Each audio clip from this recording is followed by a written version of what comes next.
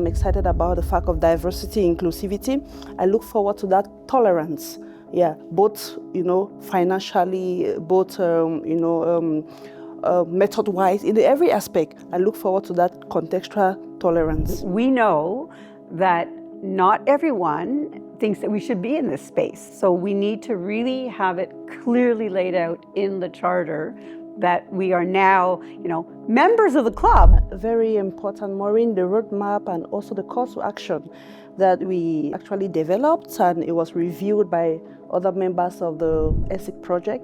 It's a very important document for us, and we are looking forward to our recommendations being implemented. So happy to be with you today, and especially joined by Maureen and EUPHRASIA, our two colleagues that represent some of the citizen voice that we have here in the ESIC Cape Town consensus meeting.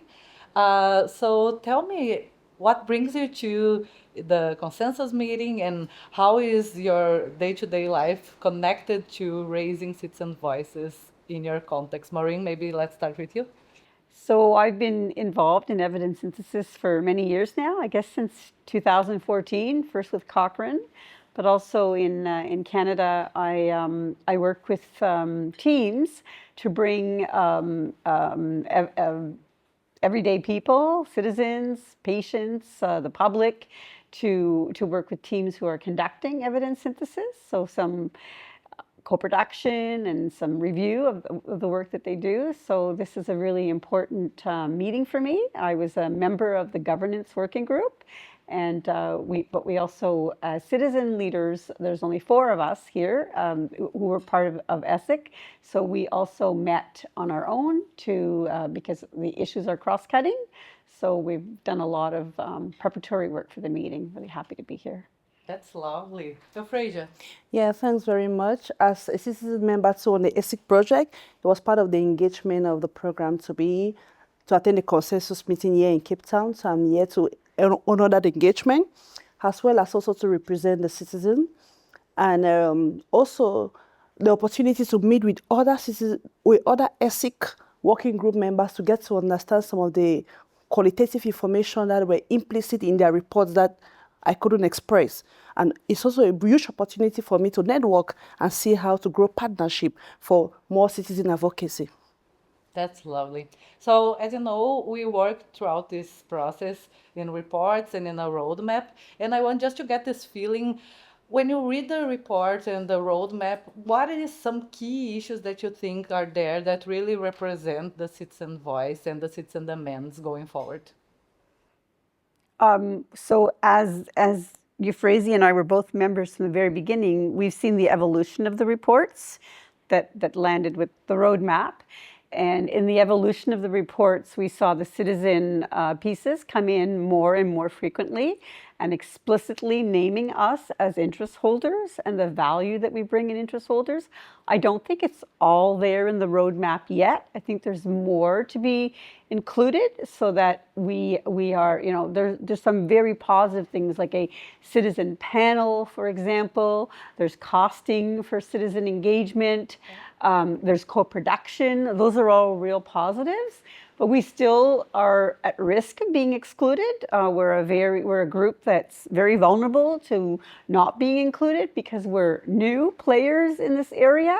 We would normally have not been invited to this kind of meeting, so we've kind of opened the door, and we want to make sure that the door stays wide open, and whatever follows ESIC is going to be absolutely embedding us in the infrastructure. And that was one of the reasons why we co-wrote the call to action, because we feel that our group specifically needs to have a real call to action that appeals to everyone. So a good roadmap with some really good features included, but we still need more to be really understood and to have the value of our contributions to evidence synthesis be widely understood. Yeah, very important, Maureen, the roadmap and also the call to action that we, us as citizens, actually developed, and it was reviewed by other members of the ESIC project. It's a very important document for us, and we are looking forward to our recommendations being implemented. as well as also we are excited, particularly me from the Global South and also from Africa. I'm excited about the opportunity of a step change and particularly Global South leadership. I fear it might be tokenistic, but I'm excited that we even have the thought, we dare to desire that and to aspire for that. So I'm looking forward to that. So I'm happy about that being highlighted and projected in the roadmap. Yes, that's lovely. And this is an exercise of daring to dream, right? Yeah. So nice that you reinforce this. And finally, I think the question here is, as you know, we are in beautiful Cape Town. We are celebrating 70 years of Freedom Charter here, and our meeting is trying to build a charter of its own. So what is like one key commitment that you would like to see portrayed in the charter that would keep you motivated to carrying this vision through your communities and the citizen work that you already develop? For me, it's a guarantee that it's not tokenistic, that all the work that we've done will amount to something, that we will be fully embedded.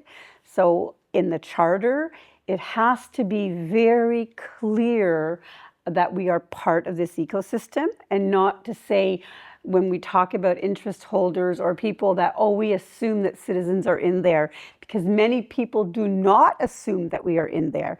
So I would want the charter to be to clearly state that we are welcoming and we want to work with citizens to improve evidence synthesis for the lives of all of the citizens. That would be very important to me, and not to say it's there even though it's not specifically spelt out, because we know that not everyone thinks that we should be in this space.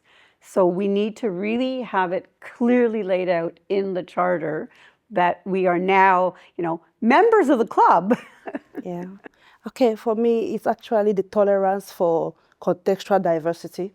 I look forward to that aspect, because although ESIC is a global initiative, but we have our contextual specifications. So in as much as I'm excited about the fact of diversity, inclusivity, I look forward to that tolerance. Yeah, both, financially, both, method-wise, in every aspect. I look forward to that contextual tolerance. That's lovely.